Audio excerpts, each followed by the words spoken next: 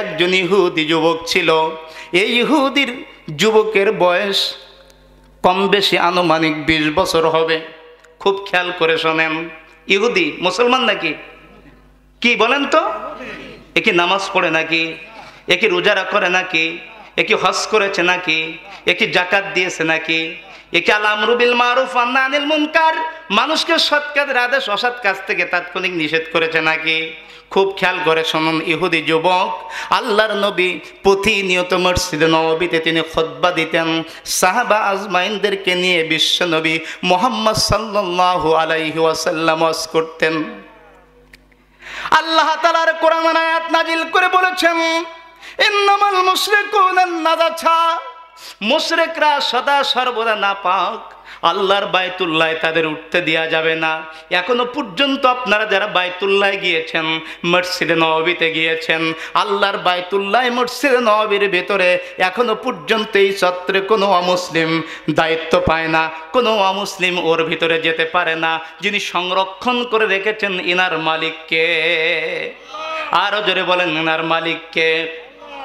এখন এই ইহুদি যুবক আল্লাহর নবীজের বড় ভালোবাসত অন্তর দিয়া, কিন্তু বাবা ছিল একজন ইহুদি ধর্মযাজক, ইহুদি পণ্ডিত ছিল তার বাবা, ইহুদি ধর্মগ্রন্থের উপরই তার বাবার তেলাওয়াত করতো, পড়ে পড়ে মানুষদের শোনাইতো। ইহুদি ধর্মের অধিবাসী ছিল তার বাবা, সেখানের বিভিন্ন মানুষদেরকে শোনাতো। আল্লাহর নবী যখন মসজিদে নববীর ভিতরে বক্তৃতা দিতেন, খুতবা দিতেন, এই ইহুদি যুবক জানলেন আমার তো মসজিদে উঠে শোনার পারমিশন নাই। যেহেতু আল্লাহ কোরআনের আয়াত নাজিল করেছেন নবীজির শানে, ইন্নামাল মুশরিকুনা নাজাসা, মুশরিকরা সদা সর্বদা নাপাক, আমাকে এই মসজিদে যদি আমি বিশ্ব নবীর কাছে পারমিশন নেই, তবু আল্লাহর নবী আমাকে পারমিশন দিবে না, কারণ আল্লাহর নবী আমার আল্লাহর অর্ডার, আল্লাহর অনুমতি ছাড়া আর কিছু করে নাই। এখন আল্লাহর নবী মসজিদে নববীতে আল্লাহর নবীর অগণিত সাহাবীদের মাঝে কোরআন তেলাওয়াত করে করে শোনাইতেন, তাদের শোধন করতেন, আল্লাহর নবী হাদিসগুলি শোনাইতেন। এমন সময় ইহুদি যুবক নবীজির 2টা জুতা মুবারক নিয়া 2 বগলের ভিতরে এভাবে রেখে দিতেন, 2টা জুতা নিয়া এভাবে 2 বগলের ভিতরে তিনি রেখে দিতেন। মাঝে মধ্যে তার রুমাল দিয়া বিশ্ব নবীর জুতাগুলা পরিষ্কার করতেন। কোনো সময় ওই ইহুদি যুবক বিশ্ব নবীর জুতা দুটায় চুমা চুমা খেতে।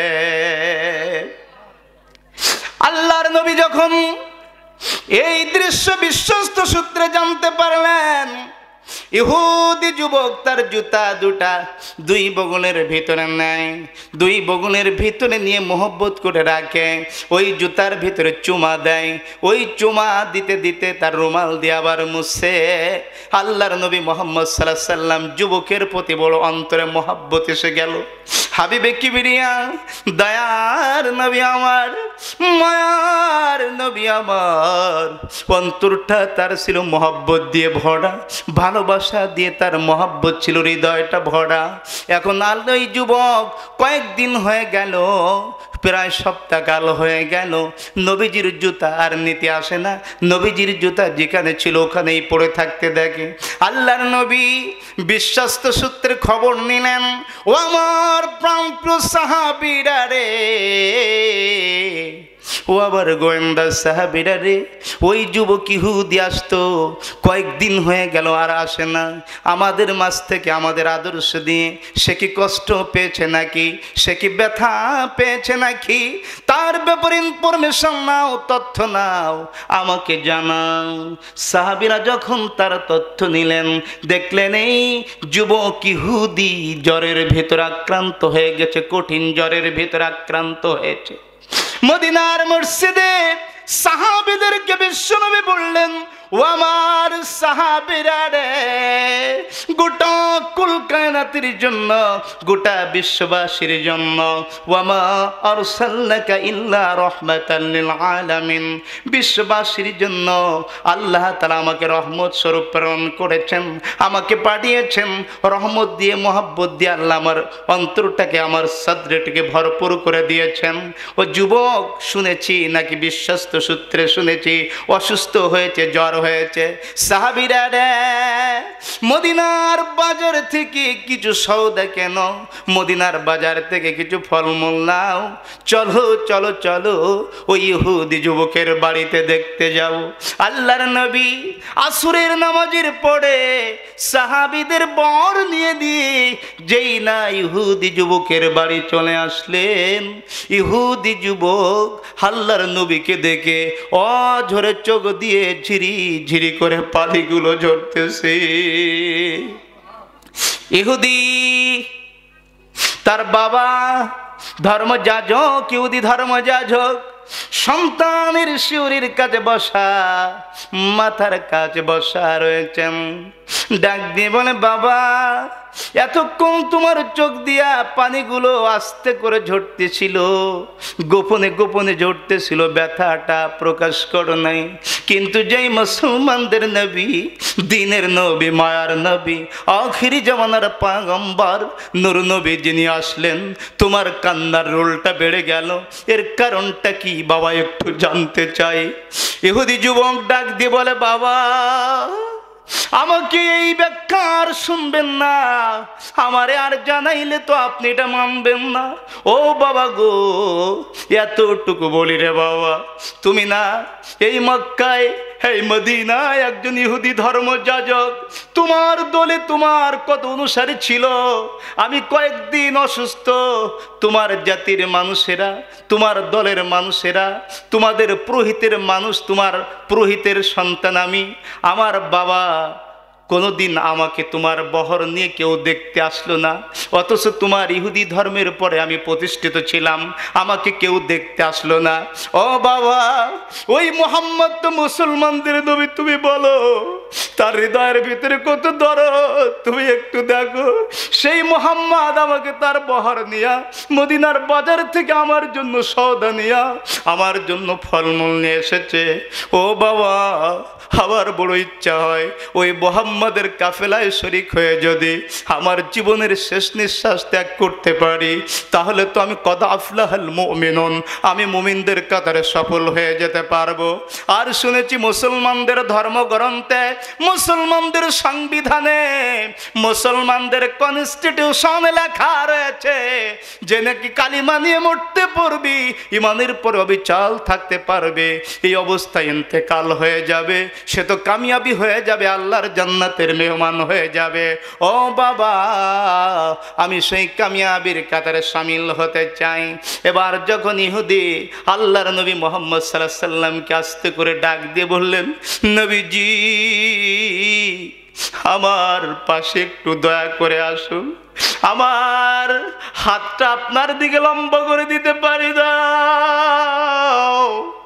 ও নবীজি, আপনার রহমতে বরকতে হাতটা আমার শরীরের পরে, বুকের পরে একটু রাখুন, আর আপনার কানটা আমার এই মুখের কাছে একটু নবীজি লাগিয়ে দিন। জীবনের শেষ মুহূর্তে আপনার কাছে একটু আমার আবদার রয়েছে, আপনার কাছে আমার একটা ব্যথা জানানোর কথা রয়েছে। আল্লাহর নবীকে ওই ইহুদি কানে কানে বললেন, নবীজি আবার বাবা একজন ইহুদি ধর্মযাজক, কিন্তু ইহুদি ধর্মের উপরে প্রতিষ্ঠিত থেকে আমি যে স্বর্গের অনুসারী হতে পারবো এটা আমার মনে বলে না। আপনার আদর্শ কত ভালো, যার সামনে আল্লাহ কোরআনে বলেছেন, লাকাদ কানা লাকুম ফি রাসূলিল্লাহি উসওয়াতুন হাসানা। ও নবীজি, আপনার আদর্শের উপরে আমি বাস্তবায়ন হতে চাই, টিকে থাকতে চাই। এখন নবীজি আমার বাবার ভয় আমি কালিমা পড়তে পারতেছি না, তবে নবীজি প্রকাশ্যভাবে আমি ইমানের কালিমা, আমি তাওহীদের কালিমা, আমি বিজয়ের কালিমা আপনার কাছে পড়তে পারছি না বাবার ভয়ে। প্রকৃতপক্ষে নবীজি আপনার প্রতি আমার মহাব্বত। ও নবীজি, ময়দানে মহাশরে কেউ যেদিন কারোর পরিচয় দিবে না, মা যেদিন সন্তানের পরিচয় দিবে না, সন্তান যেদিন মায়ের পরিচয় দিবে না, ওই দিন নবীজি আপনি, আমি ইহুদির বাচ্চা, আমি ইহুদি সন্তান, আমি ইহুদি যুবক, নবীজি আপনি আমাকে বলবেন না? একবার জোরে জোরে বলুন আল্লাহু আকবার। আল্লাহর হাবিব ডাক দিয়ে বলে, ও ইহুদি যুবক, তুমি তো জানো এই জীবনে আমি আমার বাবারে কোনোদিন মহব্বত করতে পারে নাই। আমি ছিলাম এতিম। আমার বাবা আমার জন্মের 6 মাস আগে দুনিয়া থেকে চিরবিদায় হয়েছিল। আমি জন্মের 6 বছর পরে আমার মা আমিনা দুনিয়া থেকে চিরবিদায় হয়ে গিয়েছিল। আমার চাচা ভালো করে শোনেন, আমার চাচা নাম হলো তার আবু তালিব। 1 নয় 2 নয়, আমার বাবার মৃত্যুর পরে, আমার মায়ের মৃত্যুর পরে আমার জীবন সঙ্গে নেই। খাদিজার মৃত্যুর পরেও আমার চাচা একাধারে আমাকে 1 নয় 2 নয় 45টা বছর ধরে আমাকে সেবা শুশ্রূষা করেছিল। কত বছর? 45টা বছর সেবা শুশ্রূষা করেছিল। ওই চাচা কালিমা না পড়ার কারণে, ইসলামের প্রতি অগ্রগামী না হওয়ার কারণে, তাওহীদের কালিমা প্রকাশ্যে জবান দিয়ে ঘোষণা না করার কারণে ওই চাচা আমাকে 45টা বছর ধরে খেদমত করার পরেও আমার চাচাকে আমি কোনো কিছু করতে পারবো না, পারলামও না। ও যুবক, আমিও তোমাকে কোনো কিছু করতে পারবো না, তবে তোমার জন্য দোয়া করি, আল্লাহ তোমাকে ইসলামের পরে প্রতিষ্ঠিত করে দেখ। এখন নবীজির দোয়া কবুল হবে না হবে না? অসুবিধা হচ্ছে আপনাদের? জোরে বলেন, কবুল হবে না হবে না? যখন যুবক কাঁদে নবীজির কাছে কালিমা পড়বে, সন্তানের বিরহ ব্যথা, চোখের পানি দেখে ইহুদির মনটা নরম হয়ে গেল। ইহুদি ডাক দিয়ে বলে, ও আমার সন্তান, আমার কোনো অভিযোগ নাই, লা তাসরিবা আলাইকুমুল ইয়াওম, তোমার বিরুদ্ধে আমার কোনো অভিযোগ নাই।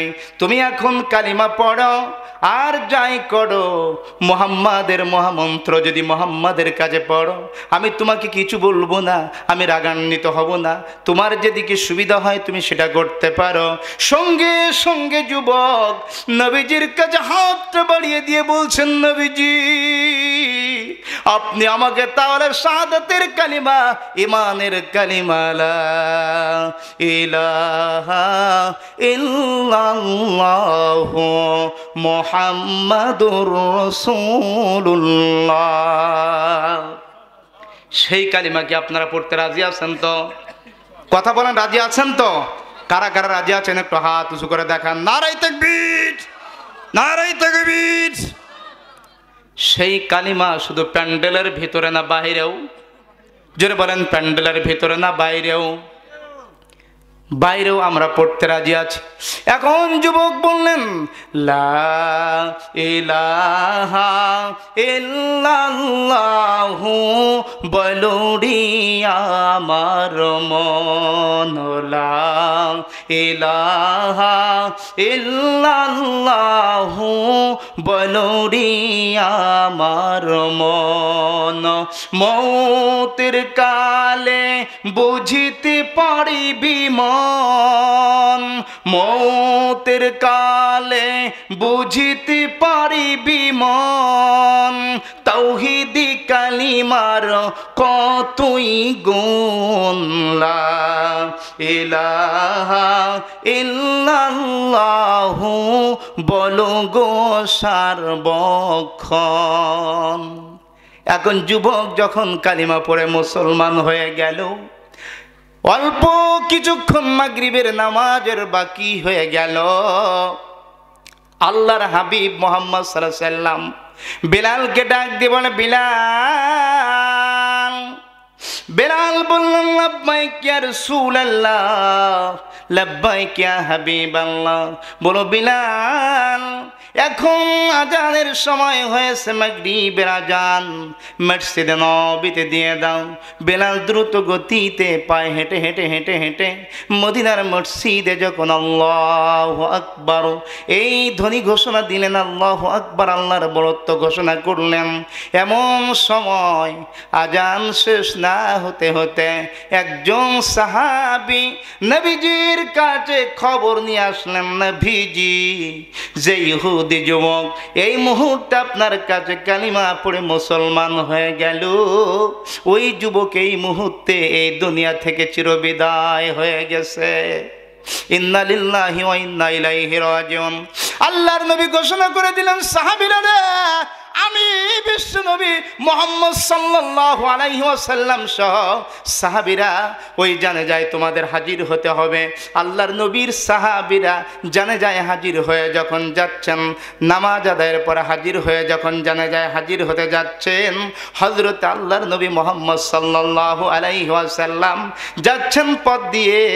আল্লাহর নবী শুধুমাত্র বৃদ্ধাঙ্গুলের পরে ভর দিয়ে দিয়ে যাচ্ছেন হেঁটে হেঁটে। হযরত ওমর ডাক দিয়ে বলি, ইয়া রাসূলুল্লাহ, ইয়া হাবিবাল্লাহ, আপনার পা মুবারক ব্যথা হয়েছে নাকি, ব্যথা পেলেন নাকি? আল্লাহর নবী বললেন, সাহাবী না ওমর, আমি ব্যথা পাই নাই। এই সাহাবী একটু আগে ছিল বেধর্মী খ্রিস্টান অমুসলিম ইহুদি, এখন তিনি কালিমা পড়েছে, কালিমার এত খুশি আল্লাহ হয়ে গিয়েছেন, এমন ইখলাস তার ছিল, তার জানে যায় এত আকাশ থেকে আল্লাহ রব্বুল আলামিন রহমতের ফেরেশতাগুলি পাঠাচ্ছেন, তারা জমিনে অবতীর্ণ হচ্ছেন। আমার নবুয়তের চোখ, আমি নবুয়তের চোখ দিয়ে আল্লাহর ফেরেশতাদেরকে পাখাগুলা দেখি, বিভিন্ন রং বেরঙের পাখা তারা বিছায় বিছায় জমিনে ওই লাশকে স্বাগত ইস্তেকবাল জানানোর জন্য আসতেছে। আর আমি নবী ওই পাখা দেখতেছি, ফেরেশতাদের পাখা দেখে দেখে কেমনে করে তাদের পাখার উপরে আমি পাহারা রাখি। এই জন্য একটু ফাঁকা হলে আমি বৃদ্ধ আঙ্গুলি ভর করে করে ওই সাহাবীর জানে যায় যাই, ওই ইহুদি সাহাবীর জানে যায় যাই। একবার জোরে বলা যাবে কি সুবহানাল্লাহ? আর জোরে বলেন সুবহানাল্লাহ। ও ভাইরা, জানতে চাই ওই ইহুদি সাহাবী ও কি একটা টাকা মরণের আগে দান করতে পেরেছে নাকি? একটা টাকা যাকাত দিতে পেরেছে নাকি? নামাজ এক রাকাত পড়তে পেরেছে নাকি? জনকল্যাণমূলক কাজ করতে পেরেছে নাকি? তারা নামাজ পড়তে পারে নাই, রোজা রাখতে পারে নাই, হজ করতে পারে নাই, যাকাত দিতে পারে নাই, তথাপি আল্লাহ রব্বুল আলামিন তার ঈমানের পরে অবিচল থাকার কারণে আল্লাহ খুশি হয়ে তার জানে যায় অগণিত রহমতের ফেরেশতা পাঠিয়ে দিয়েছেন।